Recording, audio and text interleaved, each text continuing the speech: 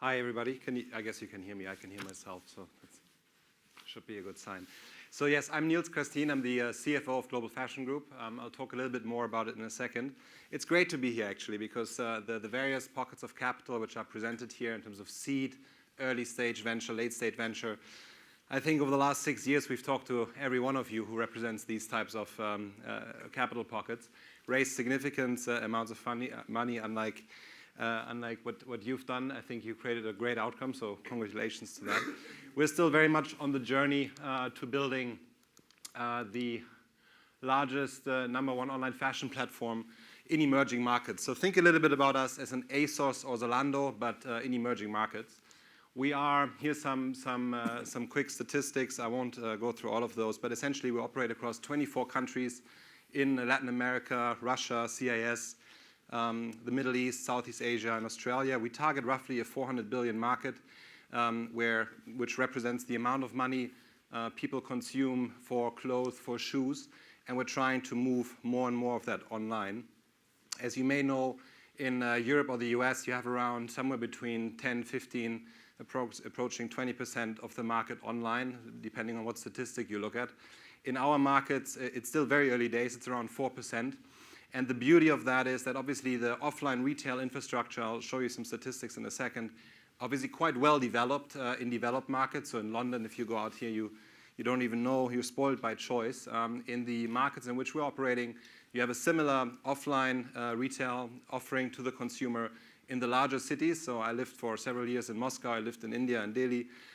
If you then kind of go out of these larger cities, it doesn't take much more than 45 minutes to be faced with a situation where there's no offline retail offering, and lots of open-air markets, bazaars are still represented there. But obviously, people have more and more access to internet. They see all these products. They want to have them.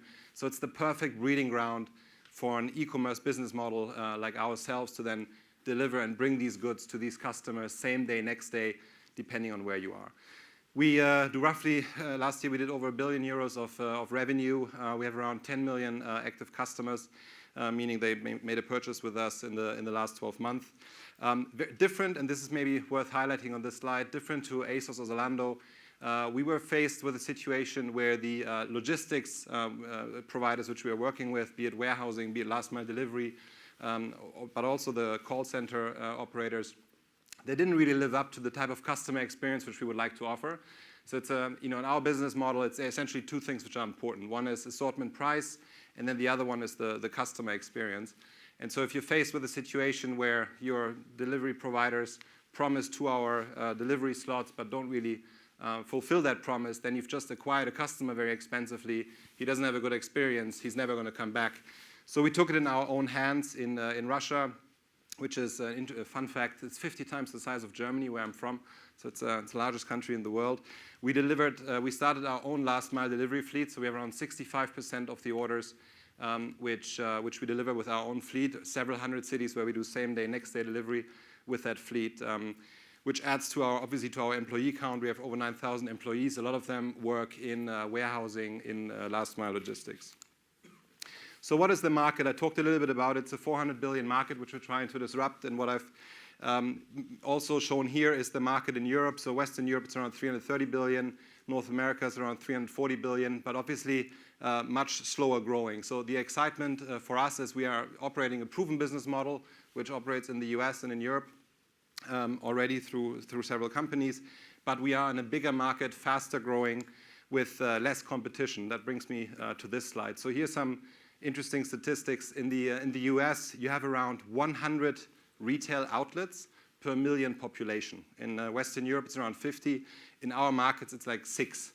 So that gives you, that in numbers, shows you a little bit what I tried to describe earlier, that lack of offline retail offering, which is, again, the perfect breeding ground for a business model like ours.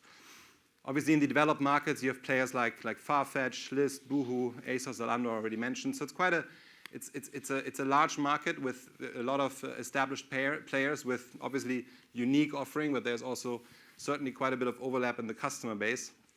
And then what we've shown here is our business in Southeast Asia. It's called Zalora, where we're really the only pure play fashion e-commerce platform. Now, we don't expect that stays like that for the next 10, 15 years, and we're very much focused on continuing to improve our customer experience, but it is a good position to start from. So what does differentiate us, and why are we here at that high growth conference? Obviously, I mentioned earlier, we're around 6 years old. In 6 years, we scaled to over €1 billion of revenue. So it was quite fast, high growth, which we look at. And by operating across these 24 emerging markets, there's several things which distinguish us from local competitors, and then there are quite a few ones which distinguish us from the global competitors. So if you look at what distinguishes us from the global competitors, like an ASOS, for example, ships in a lot of our countries as well, is that we have very deep local expertise. So someone earlier talked about payments methods. It's extremely important in these markets to offer the payment methods which the customers are used to.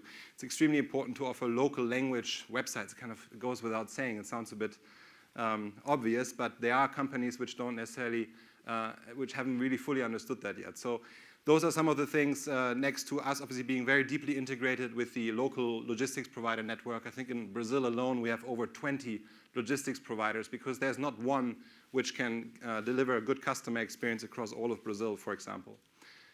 Then the global scale is something which differentiates us quite significantly from the local competitors, because obviously you can imagine that when we go to Mango or Arcadia Group and try to negotiate terms with the brands, we have a very different value proposition to those types of brands which are sitting here in Europe but have international ambitions. There's, with all humility, there is, I've struggled to point to another fashion e-commerce company which can go to a brand and say, let's develop your business across 24 emerging growth markets. So obviously that scale helps us in getting the right terms negotiated. But also in terms of innovation and tech, we have approaching 1,000 tech engineers which are constantly thinking about how we can improve the customer experience further. And that is something which obviously is quite the sheer volume of momentum and energy we can put behind this is something which puts us as an advantage versus local competitors. So the different phases, and I'll touch upon one of the things which the investor panel here talked about earlier. We went through different phases and talked to different pools of capital in these phases. So we launched 2011, 2012. Then we went through a period which we called scale on this slide with all the usual growth pains, because obviously in the beginning, and I was part of the team which built the Russian business. So I lived for several years in Moscow.